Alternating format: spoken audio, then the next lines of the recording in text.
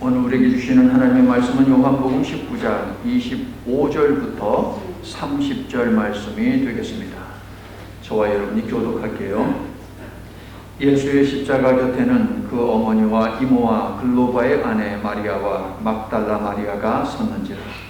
예수께서 자기의 어머니와 사랑하시는 제자 곁에 서 있는 것을 보시고 자기 어머니께 말씀하시되 여자여 보소서 아들이니이다 하시고 또 그 제자에게 이르시되 보라 내 어머니라 하신대 그때부터 그 제자가 자기 집에 오시니라. 그 예수께서 모든 일이 이미 이루어진 줄 아시고 성경을 분하게 하려 하사 이르시되 내가 목마르다 하시니 거기 신 포도주가 가득히 담긴 그릇이 있는지라. 사람들이 신 포도주를 적신 해면을 우슬초에 메어 예수의 입에 대니 예수께서 신 포도주를 받으신 후에 이르시되 다 이루었다 하시고 머리를 숙이니 영혼이 떠나가시니라. 아멘. 예수님은 믿음의 조상 아브라함의 아들 이삭이 나무를 짊어매고 모리아 산으로 향했던 것처럼 나무를 짊어매고 골고다라고 하는 해골 언덕으로 가셨습니다. 창세기 22장 14절은 왜 이 땅을 모리아라고 불렀는지 이렇게 보도합니다. 여호와 이레 여호와의 산에서 준비되리라. 그곳은 여호와 하나님께서 정하신 곳이기에 죽음이 아닌 생명이 준비되어 있었던 것이죠. 누가 봐도 고난이 있고 누가 봐도 죽음이 있는 현장이지만 그곳을 하나님이 정하신 곳이라면 그곳에는 죽음이 없고 생명이 있는 것입니다. 이삭이 십자가를 지고 나무를 지고 모리아 산으로 간 것은 예수 그리스도께서 훗날 십자가를 지고 골고다 갈보리 언덕으로 가셨던 것을 보여주는 하나의 예표라 하겠습니다. 성도 여러분, 유대인이 골고다라고 부르고 로마인이 갈보리라고 부른 그 해골 언덕에는 수많은 사람들이 고통 속에서 죽어갔습니다. 마땅한 죄를 지어서 죽어간 사람도 있을 것이고 억울하게 죽어간 사람들도 있었을 것입니다. 그런데 하나님께서는 그곳을 구원과 영생을 주시기로 작정한 장소로 정하셨다는 것입니다. 마른 뼈들이 생명을 얻어 하나님의 군대가 되었던 에스겔의 골짜기로 삼기로 원하셨다는 것이죠. 성도 여러분, 어려운 가운데 있을 때에, 막막한 가운데 있을 때에, 인생의 폭풍이 휘몰아치는 상황 속에 있을 때에 그러므로 눈을 크게 열고 보시기를 바랍니다. 고난은 우리에게 어울리지 않는 이름입니다. 왜냐하면 그것이 끝이 아니거든요. 고난 너머에 하나님께서 우리를 일으켜 세우시는 구원의 손길, 회복의 손길이 반드시 있거든요. 그러므로 그것을 보시기 바랍니다. 하나님께서 마련하신 구원과 생명이 여러분이 힘들어하는 바로 그곳에, 그 일 가운데 있음을 믿으시기를 바랍니다. 하나님은 결코 하나님의 자녀된 여러분을 고난 가운데 방치하지 아니하십니다. 믿으시면 아멘 합시다. 나는 여러분이 구원과 생명은 하나님이 주시는 것임을 확실히 믿고 영의 눈을 크게 뜨고 하나님을 보므로 그 어떤 시련에도 무너지지 않고 시련 속에서 오히려 더 견고하게 믿음을 세워가는 승리하는 성도들이 다 되시기를 예수님의 이름으로 축원합니다. 십자가, 고대 페르시아 제국이 만들었던 처형 방법입니다. 그런데 이것이 로마 시대에 와서 로마에 의해서 제도화되었고 완성되었습니다. 인간이 육체적으로 겪을 수 있는 최악의 고통을 경험하며 죽어가는 사형틀, 이게 바로 십자가입니다. 생명의 희망이 전혀 찾아지지 않는 갈보리, 골고다, 어떤 의미요? 해골. 이 해골 언덕 위에 예수님의 십자가가 섰는데 이 십자가는 죄와 사망의 권세를 깨뜨리는 구원과 영생의 통로다라고 하는 것이죠. 로마 병사들은요, 예수님을 조롱하기 위해서 가시로 면류관을 만들어서 예수님의 머리에다 씌우지 않았습니까? 가시는 무엇입니까? 창세기를 보니까 인간의 죄의 결과입니다. 인간의 죄의 결과로 이 땅에 주어진 것이 가시였습니다. 그러므로 가시 멸류관은 무엇입니까? 예수님이 죄를 뒤집어 쓰고 죄로 인해 피를 흘리며 죄의 삭신 사망에게 자신을 내어주고 있음을 보여주고 있는 하나의 상징인 것이죠. 이처럼 십자가 사건의 모든 것은 구약에서 보여진 모든 것을 우리들에게 보여주고 있다는 거예요. 구약에서 말씀한 것들을 우리에게 이야기하고 있다는 것입니다. 오늘 본문에는 예수께서 십자가에서 남기신 7 말씀들이 있습니다. 예수님은 십자가에 매달리기까지 신문받고 고문당하고 조롱당하면서도 구약의 말씀들을 성취해 오셨습니다. 그렇다면 오늘날 가상 7언이라고 부르는 가는 십자가이고요. 십자가 나무 상 어디 위에 7개 언 말씀, 십자가 위에 7개의 말씀들 가상 7언이라고 부르죠. 자, 그렇다면 이 말씀들은 어떨까요? 7개의 말씀들 역시 구약에서 하나님께서 보여주셨던 말씀하셨던 것들을 성취하는 것들일까요? 맞습니다. 이 말씀들 또한 예언된 말씀을 성취하고 있습니다. 오늘 우리에게 주시는 말씀을 통해 우리 또한 고난 속에서도, 아니 고난의 때에는 오히려 말씀에 더욱 집중하는 칭찬받는 성도, 말씀으로 이기는 신실한 성도로 단단하게 다듬어지고 빚어질 수 있기를 예수님의 이름으로 축원합니다. 요한도 예수님이 십자가에서 3개의 말씀을 남기셨다. 누가도 예수님이 십자가에서 3개의 말씀을 남기셨다라고 하면 서로 각각 다른 말씀들을 우리들에게 제시해주고 있습니다. 반면 마태와 마가는 공통적으로 똑같은 말씀을 십자가에서 남기신 유일한 말씀으로 우리들에게 소개해주고 있죠. 자, 그것을 여러분과 함께 읽겠습니다. 자, 첫 번째, 두 번째, 세 번째 말씀이 있는데요. 저기 말씀은 12시가 되기까지 우리 예수님께서 십자가에서 남기신 말씀이 되겠습니다. 첫 번째 함께 시작. 아버지, 저들을 사하여 주옵소서. 자기들이 하는 것을 알지 못함이니이다. 두 번째, 내가 진실로 내게 이르노니 오늘 내가 나와 함께 낙원에 있으리라. 세 번째, 여자여 보소서 아들이니이다. 보라 내 어머니라. 자, 이 말씀 누구에게 하시는 말씀입니까? 사람입니다. 온 인류에게 하시는 말씀이 첫 번째, 두 번째, 세 번째 말씀이 되겠습니다. 낮 12시 즈음 되었을 때에 하늘이 어두워졌습니다. 하늘에서 빛이 사라지기를 약 3시간, 즉 오후 3시 즈음 되었을 때에 예수께서 소리 지르면서 가상 7언의 7개의 말씀들 가운데 한 복판에서 양쪽을 균형을 잡고 있는 말씀을 주시는데요. 시작. 엘리 엘리 라마 사박다니, 나의 하나님 어찌하여 나를 버리셨나이까. 이어서 5째, 6째 그리고 7째 말씀도 주시는데요. 운명하시기 직전에 이 3개의 말씀들을 연속적으로 주신 것으로 그렇게 이해가 됩니다. 그런데 이 말씀은 누구를 위한 말씀입니까? 예수님 자신을 위한 말씀이에요.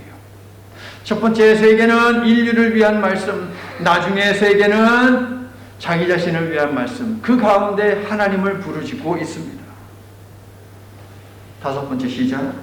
내가 목이 마르다. 6번째, 다 이루었다. 7번째, 아버지 내 영혼을 아버지 손에 부탁하나이다.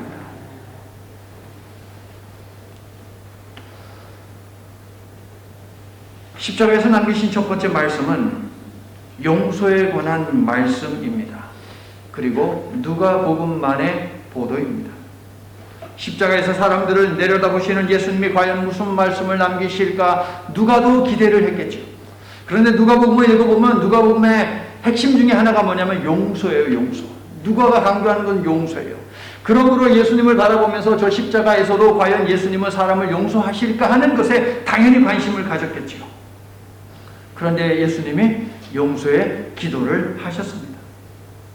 누가는 예수님의 사역 가운데 용서에 집중하여 복음서를 기록한 사람, 그렇기 때문에 주기도문을 마태복음도 주지만 누가복음도 주면서 누가복음은 무엇을 강조하느냐? 용서를 강조해요. 각종 병자를 치료하시는 예수님을 소개하면서도 역시 마찬가지예요. 누가의 직업이 무엇입니까? 의사입니다. 다른 사람도 아니고 의사입니다. 그런데 예수님이 병을 고치면서 어떻게 고치셨느냐? 내 죄가 사함을 받았으니 평안히 가라. 끝. 의사가 이 이야기를 하는 거예요. 아, 용서가 치유를 낳는구나. 용서가 회복을 낳는구나 라고 하는 것을 그는 알게 된 것이죠. 그렇다 치유의 근원은 용서하는 말이 있다. 누가는 십자가에 매달린 예수님이 어떤 말씀을 하실지 집중했고 저 말씀을 들었을 때에 누가는 전율을 느꼈을 것입니다. 십자가 아래 용서의 대상자들은 예수님을 조롱하고 모욕하고 손가락질하며 침까지 뱉었습니다. 그러나 그런 자들을 향해서 예수님이 십자가 위에서 가장 먼저 하신 말씀은 무엇이냐? 아버지, 저들의 죄를 용서해 주시옵소서. 저들은 지금 자기들이 무슨 말을 하고 있는지 무슨 행동을 하고 있는지 알지 못하지 않습니까? 성도 여러분, 이 말씀을 통해서 예수님의 용서하신 은혜를 생각하십시오. 그리고 나도 용서하며 살겠다라는 결단을 하시기를 바랍니다. 누가는 용서에서 치유가 나왔음을 누가복음을 통해서 우리에게 알려주었습니다. 성도 여러분, 용서가 그 처음입니다. 용서가 먼저입니다. 여러분에게 그리고 여러분의 소중한 누군가에게 질병이 있습니까? 몸을 아프게 하는 무언가가 여러분에게 있습니까? 몸을 불편하게 하는 무언가가 여러분에게 있습니까? 여러분의 삶에 용서가 있어야 치유가 일어난다라는 것을 여러분 기억하십시오. 일상에서 여러분을 괴롭히는 것들이 언제 떠나가느냐? 용서가 있을 때에, 화해가 있을 때에 떠나간다라고 하는 것을 예수님은 우리들에게 알려줍니다. 그러므로 화해와 화목의 통로가 되어서 단절되고 막힌 관계를 여러분이 붙이고 여러분이 여시기를 예수님의 이름으로 축원하는 것입니다. 자, 용서에 관한 누가의 관심이 아니었다면 가상칠언의 1원뿐 아니라 제2원 천국 약속도 사라질 뻔했습니다. 용서에 관심한 누가는 혹시라도 저 십자가 양쪽에 매달려 있는 강도들 중에 용서받는 사람이 있지 않을까라고 하는 기대도 가졌을 것 같아요. 그리고 귀를 기울였을 것 같습니다. 마가와 마태는요, 두 명의 강도들 역시 저 십자가 아래에 있는 사람들과 더불어서 십자가에 매달린 예수님을 조롱하고 욕했다라고 보도를 하고 있습니다. 그 중에 하나가 용서함 받았다라고 하는 것은 보도하지 않고 있어요. 누가만이 보도를 합니다. 아마도 그 두 강도 중 한 강도는 아버지여 저들의 죄를 용서해 주시옵소서 라고 하면서 자기 자신을 향해서 욕하고 때리고 침뱉고 조롱하는 사람들을 향해 용서의 기도를 드리신 그 예수님의 모습을 보고 야, 세상에 이런 사람이 다 있나? 라고 하면서 마음의 변화가 찾아오고 언어의 변화가 찾아오고 그래서 예수님께 자기 자신의 영혼을 의탁했던 것이죠. 저 십자가 아래에는 구원이 필요한 수많은 사람들이 있었습니다. 하지만 반응하는 믿음을 가진 오직 한 사람, 예수님의 한편에 있었던 강도 한 사람만이 구원을 받았다는 사실, 여러분 어떻게 생각하십니까? 한 강도가 구원 받은 것을 보면서 야, 복음은 참 싸구려다 라고 기독교를 비웃는, 성경을 조롱하는 사람들이 있습니다. 영국의 시인 오덴이라고 하는 자는요, 이렇게 비웃었어요. 나는 죄 짓는 것을 참 좋아한다. 하나님은 용서하기를 좋아하시는 분이거든. 여러분, 착각은 자유라고 하죠. 착각은 자유입니다. 숨 넘어가기 전에 용서를 구하면 되지? 착각이에요. 숨 넘어갈 때를 우리가 알 수 있을 것 같습니까? 얼마나 알 것 같습니까? 여기에 모인 분들 가운데 아무도 모릅니다. 여러분, 언제 숨 넘어갈지 모릅니다. 그리고 숨이 넘어가는 그 순간에 믿음, 하나님, 예수님 이것을 붙드는 교회 다니는 사람들은 몇이나 될 것 같습니까, 여러분? 결코 100%는 아닙니다. 준비된 신앙이 아니면 회개의 기도가 결코 나오지 않습니다. 그리고 우리의 죄 역시 몇 마디 말로 사함받는 것이 결코 아닙니다. 모이는 예배를 통해 나의 죄됨을 인정하고 흩어진 예배 속에서 용서받는 그 은혜를 드러내며 살아야지 그것이 회개이죠. 그 가운데 용서가 있는 것입니다. 오덴과 같은 이런 자들은 인간이 본래 사형수였다는 사실을 알지 못하고 안다 하더라도 인정하지 않는 자들입니다. 용서와 구원은 인간이 가진 조건이나 노력에 의해서 주어지지 않는다는 사실도 그들은 모릅니다. 인정하고 싶지 않습니다. 성도 여러분, 구원은 죽음 직전에 몇 마디 말로 얻게 되는 것이 아닙니다. 죄를 깨닫고 인정하고 고백하고 예수님의 용서하시는 은혜와 사랑에 걸맞는 상태가 되어야 돼요. 내 눈빛도, 내 언어도, 내 생각도, 내 느낌도 바뀌어 나가야 돼요, 여러분. 예수께서 강도가 자신의 죄를 인식하고 예수님을 용서와 구원의 주님으로 인정했기 때문에, 즉 그에게 변화가 일어났기 때문에 낙원을 허락하신 것이죠. 성도 여러분, 용서가 먼저고 그 다음이 낙원입니다. 용서가 먼저고 그 다음이 낙원이에요.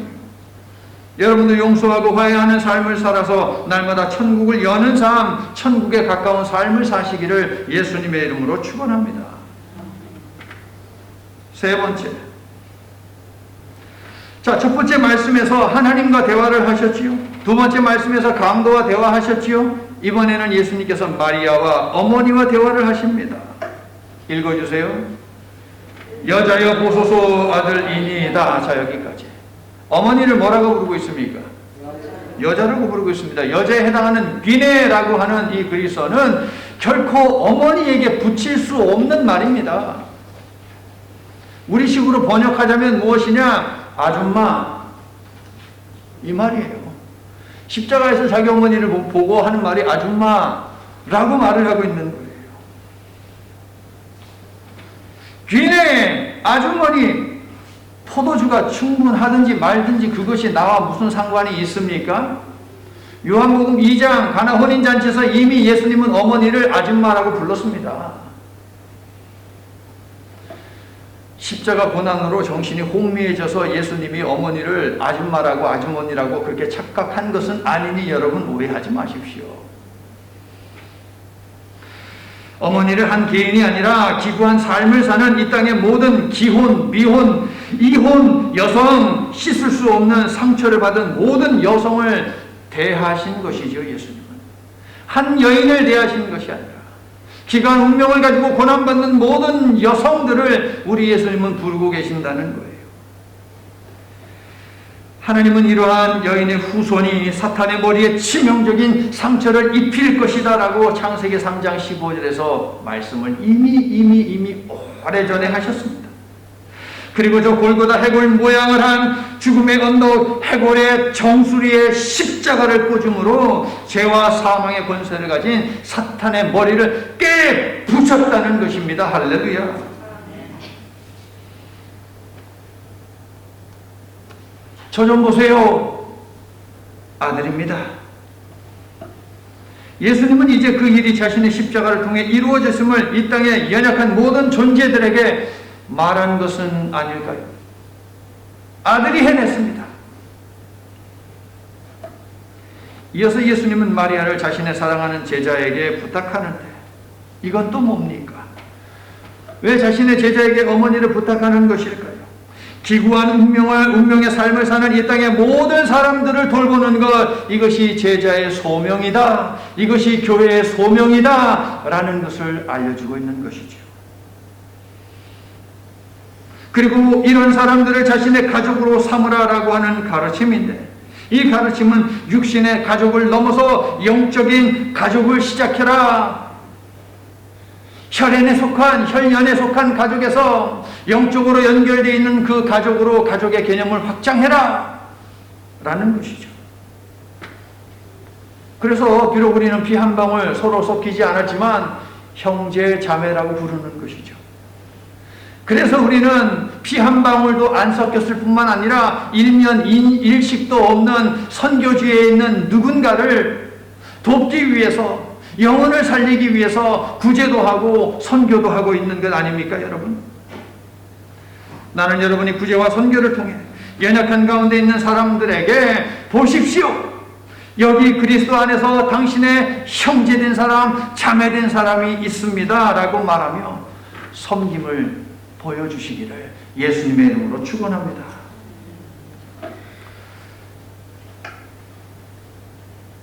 오전 9시부터 십자가에 매달려 계신 예수님은 인류를 위해 세 마디를 남기셨습니다. 살이 찢어지는 고통이 더욱 심해집니다. 피와 땀을 많이 쏟아냈기 때문에 목이 마릅니다. 모두 구약이 예언한 그대로입니다. 제가 일일이 어디에 이 말씀이 있다라고 이야기하지 않지만 시간 관계상 다 구약에 있는 내용들이에요. 그렇게 3시간 즈음 흘러 낮 12시가 되었을 때 하늘이 어두워지더니 빛이 사라집니다. 우리도 경험했었죠, 여러분. 2년 전인가요? 계기 일식 해가지고서 대낮에 여러분 해가 확 사라지는 것 우리 봤잖아요. 그런데 그거보다 더 심하게 깜깜해졌습니다. 어둠이 계속되어 세상의 공포 가운데 떨 때에 예수님의 절규가 온 땅으로 저 하늘로 퍼집니다. 시작. 엘리 엘리 라마 사박다니, 나의 하나님 나의 하나님 어찌하여 나를 버리셨습니까? 고통 중에 예수님이 하나님께 하신 이 말씀,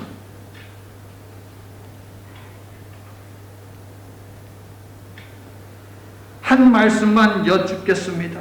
고통 중에 예수님이 우리 하나님을 향해서 하나님 한 말씀만 여쭙겠습니다 라고 하는 소리로 들립니다. 자, 버리다에 해당하는 단어요.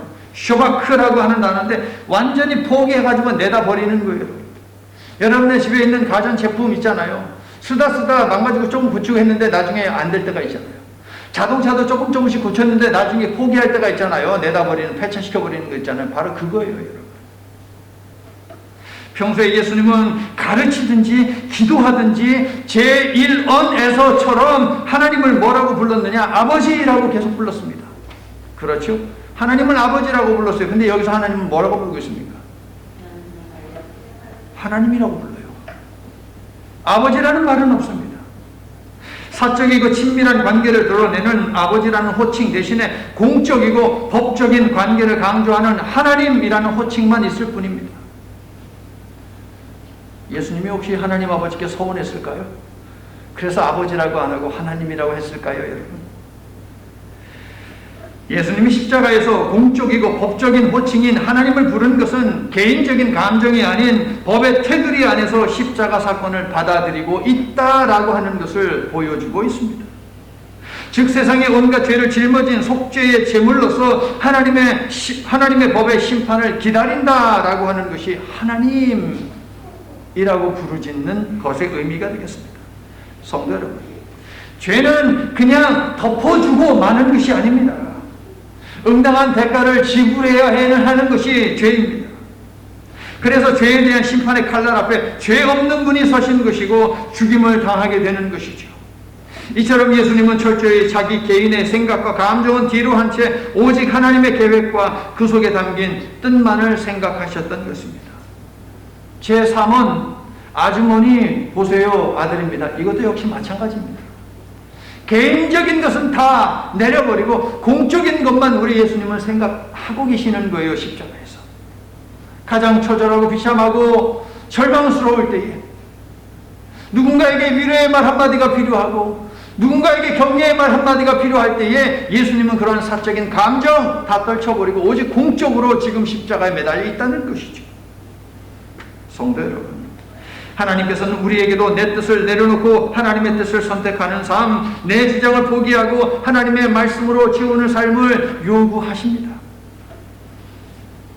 저들의 잘못을 너도 용서해라 라고 말씀하십니다.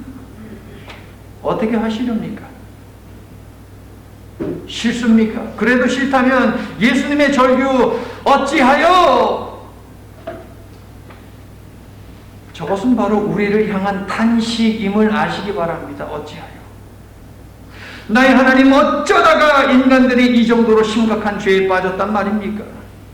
나의 하나님, 어찌하여 이런 지경까지 인간들이 무너진 것입니까? 우리를 향한, 나를 향한 탄식.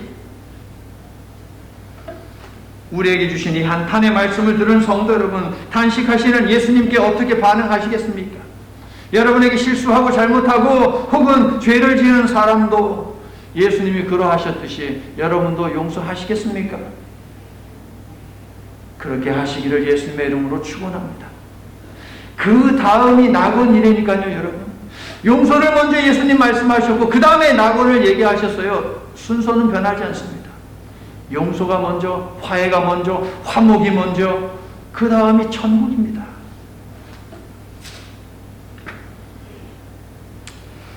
남은 힘을 모아 어찌하여 라고 탄식하신 예수님은 이제 자신이 철저히 인간이 되셨음을 알리십니다.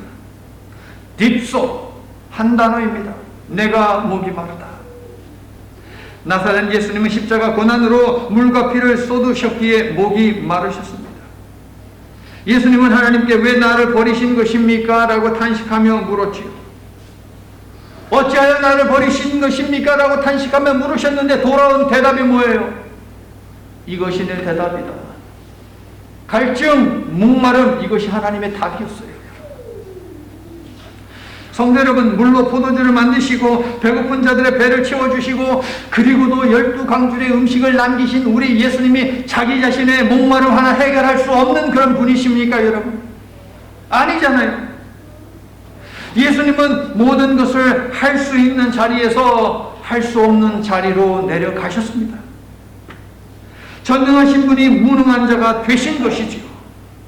본문 28절을 보십시오. 예수님이 목마르다라고 말씀하신 분명한 이유가 28절에 있죠. 뭐라고 말을 합니까? 성경을 응하게 하시려고. 시편 22편 15절의 말씀을 성취하기 위해서 예수님이 그 말씀을 하신 것이에요. 우리의 죄를 용서하여 하나님과 우리 사이를 화목하게 하고 우리를 구원하기 위해서 우리 예수님은 이 말씀을 하셨다는 것이죠. 예수님의 목마름은 영적으로도 우리가 생각을 해야 합니다. 인간이기 때문에 십자가에서 피와 물을 쏟아냈기 때문에 십자가를 지고 올라갔기 때문에 땀을 다 쏟아냈잖아요. 그러니까 목이 마르죠. 인간이기 때문에. 그런데 영적으로도 우리가 읽어야 하는데 예수님은 자신을 뭐라고 요한복음 4장에서 말씀하셨습니까? 다시는 목마르지 아니하는 생수, 이게 바로 나다라고 말씀하셨습니다. 그러면서 누구든지 목마르거든 내게로 와서 마셔라 라고 하셨어요. 예수님은 십자가 위에서 인간을 향해 인간들아 왜 이제 이 지경이 되었느냐라고 하셨습니다. 지금이라도 늦지 않았으니 나를 마셔라 그리고 생명을 받아라 라고 말씀을 하신 것이죠.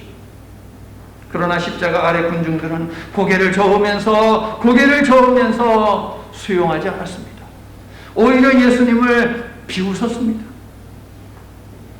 그런데 저 십자가 아래서 고개를 내젓고 있는 군중들의 모습조차도 이미 구약에서 예언을 하고 있다는 것이지요. 예수님은 그들의 구원을 위해 더욱 목이 마르셨던 것입니다. 그래서 내가 목마르다. 육신의 갈증, 영적인 갈증. 성도 여러분, 예수님은 태어나서 죽을 때까지 구약에 기록된 하나님의 말씀을 성취하고 계십니다. 공생애를 시작하실 때에도 예수님은 구약의 말씀을 생각하셨고 십자가에서 생을 마감하시는 그 순간에도 구약의 말씀들을 성취를 하고 계십니다. 그렇게 하심으로 우리들에게 알려주시는 것이죠. 하나님의 말씀 속에 인생의 갈증을 해소하는 방법이 있다. 그 답이 기록되어 있는 것이 바로 하나님의 말씀이다라고 가르쳐주는 것이죠. 할렐루야. 성도 여러분, 하나님의 답은 언제나 성경입니다. 성경 속에 모든 답이 적혀 있습니다. 믿으시면 아멘 합시다. 아멘. 나는 여러분이 고난의 때에 더더욱 말씀을 사모하고 말씀의 자리를 떠나지 아니하므로 육의 갈증, 마음의 갈증, 영의 갈증으로 목말라 하지 아니하고 그것을 해결하며 신선하게 사시기를 예수님의 이름으로 축원합니다. 자, 여섯 번째, 이 말씀도 다섯 번째 말씀과 마찬가지로 딱 한 단어입니다. 테텔레스타이. 다 이루었다. 그런데 여러분 문법적으로 보면 다 이루었다라고 번역하면 틀린 거예요. 이거. 다 이루어졌다라고 번역하는 것이 맞습니다. 예수님은 하나님의 아들로 신적 권능을 가지신 분이시고 예수님이 다 하셨습니다. 다 하셨음에도 불구하고 예수님이 하시는 말씀 다 이루어졌다라고 말씀하시죠. 십자가에서 고백하시기를 하나님께서 도우셨기 때문에 다 이루어질 수 있었다라고 말씀을 하는 거예요. 얼마나 겸손합니까? 그런데요, 우리 예수님 다 이루었다. 뭘 다 이루었다는 말씀입니까? 뭘 다 이루었대요? 자, 이 시대에 다 이루었다에 해당하는 말 테텔레스타이라고 하는 이 말이 어떤 의미인지 어떻게 사용되었는지를 봐야 되는데 다양하게 사용됐어요. 제사장들이 하나님 앞에 제사하기 위해서 짐승을 가지고 오잖아요. 짐승을 딱 보고 테텔레스타이라고 이야기하면 통과 이런 말이에요. 아무 흠이 없다. 하나님 앞에 드릴 제물로 손상 없다. 완벽하다 이 말이죠. 예수님이 다 이루었다 테텔레스타이라고 했습니다. 무슨 말입니까? 우리의 죄를 용서하기 위해서 어린절 유월절 어린 양으로 오신 예수님은 완벽한 제물이었다라는 의미가 되겠습니다. 그 다음에 이 단어가 예술가들에게 사용될 때는 작품을 다 완성한 다음에 당시에 예술가들이 한 말 테텔레스타이 다 완성했다라는 의미이죠. 예수님은 구약을 통해 주신 하나님의 구속사적 예언의 말씀들을 다 이루셨다라는 의미에서 테텔레스타이 다 이루었다라고 말씀을 하시는 것이죠. 상인들 역시 테텔레스타이라고 하는 표현을 썼습니다. 언제? 자, 손님들이 와가지고 물건을 샀습니다. 물건값을 다 지불했습니다. 그때 상인이 하는 말이에요. 돈 다 받았다. 페이드. 자, 지불했습니다. 테텔레스타이. 우리 예수님께서는 죄의 노예가 된 우리의 몸값을 완전히 다 지불했다라고 하는 차원에서 십자가에서 다 이루었다 테텔레스타이라고 말씀을 하시는 것이죠. 종들 역시 주인에게 그렇게 이야기를 합니다. 테텔레스타이. 주인이 뭔가 일을 시켰습니다. 그러면 일을 다 마쳤잖아요. 주인님 일 다 끝냈습니다. 이게 바로 테텔레스타이라는 의미가 되겠어요. 즉 우리 예수님은 십자가에서 아버지 저에게 주신 소명이 있죠. 이 소명을 제가 다 감당했습니다. 테텔레스타이 하면서 하나님께 보고를 하고 계시는 것이죠. 운동선수들에게 이 테텔레스타이 다 이루었다는 무슨 의미냐? 이겼다. 경기에서 이겼다라고 할 때 테텔레스타이라고 합니다. 전쟁에서 이겼다라고 할 때도 테텔레스타이. 예수님은 세상을 향해 죄와 사망의 권세를 내가 이기었다라고 선포를 하신 것, 이게 바로 다 이루었다입니다. 사랑하는 성도 여러분, 예수님은 십자가를 통해 하나님과 우리 사이를 화목하게 하는 일을 완수하셨습니다. 우리와 하나님과의 깨진 관계를 온전히 회복시키셨습니다.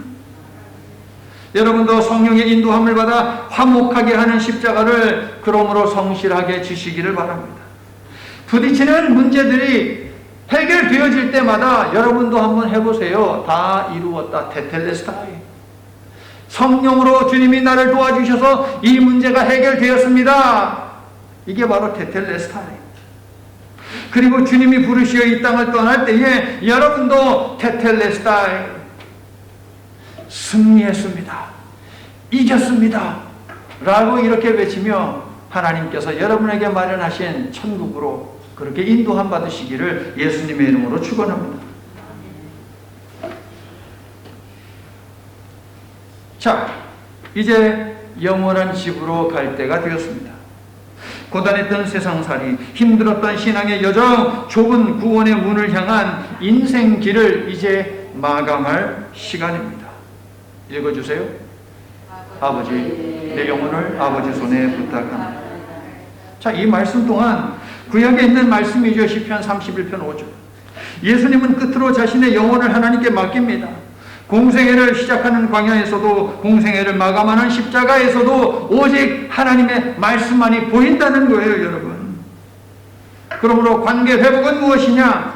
말씀에 대한 순종입니다. 여러분이 막혀있는 관계 문제를 해결하며 나간다면, 주도적으로 그렇게 한다면, 그렇다면 그것은 곧 말씀에 대한 순종입니다.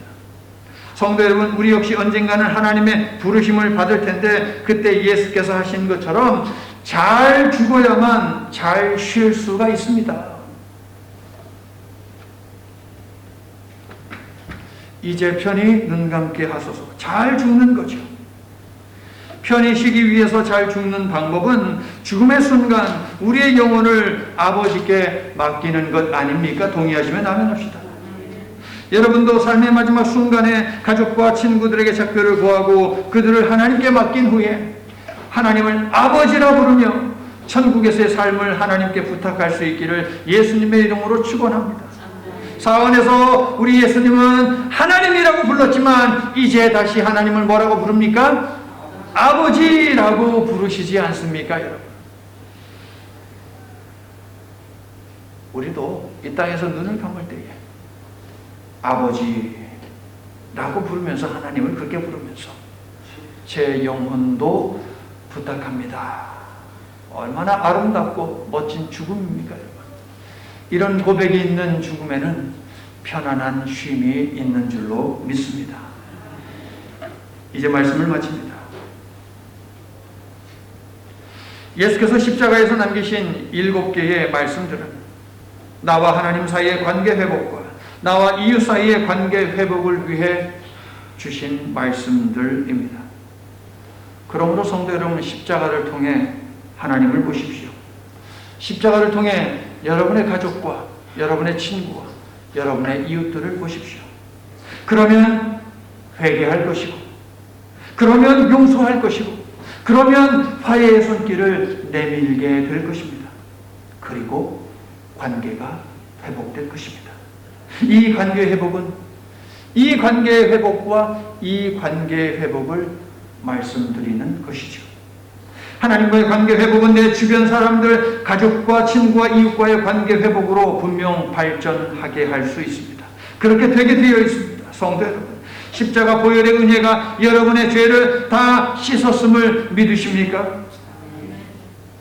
그렇다면 가서 여러분도 그렇게 하시기를 바랍니다. 주기도문의 약속처럼 여러분의 용서와 화해가 하나님과의 용서와 화해를 이루어냅니다. 용서와 화해의 씨를 뿌리고자 결단하는 여러분을 성령께서 도우셔서 용서와 화해, 나아가서 구원과 생명의 열매를 반드시 맺게 해 주시기를 나사렛 예수 그리스도의 이름으로 간절히 축원합니다. 용서하시는 하나님, 죄인된 우리와의 화목을 위해 제사, 즉 예배라는 통로를 주셨음을 기억합니다. 하나님을 예배하는 자마다 먼저 화해하고 와서 예배를 드리라고 하신 예수님의 가르침도 기억합니다. 십자가는 용서를 통해 화목한 관계를 회복하신 하나님의 선물임도 기억합니다. 이제 예배자답게, 예배 속에서 하나님의 축복을 받기를 사모하는 자녀답게 화해의 손길을 먼저 내밀어 관계를 회복해가는 저희가 되어야 하겠습니다. 고집스럽고 완악한 저희의 심령을 성령의 불로 태워주시옵소서.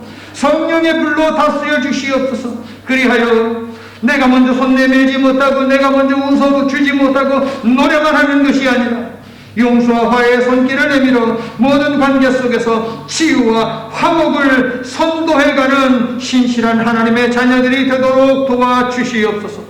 예수님 이름으로 기도드립니다. 아멘.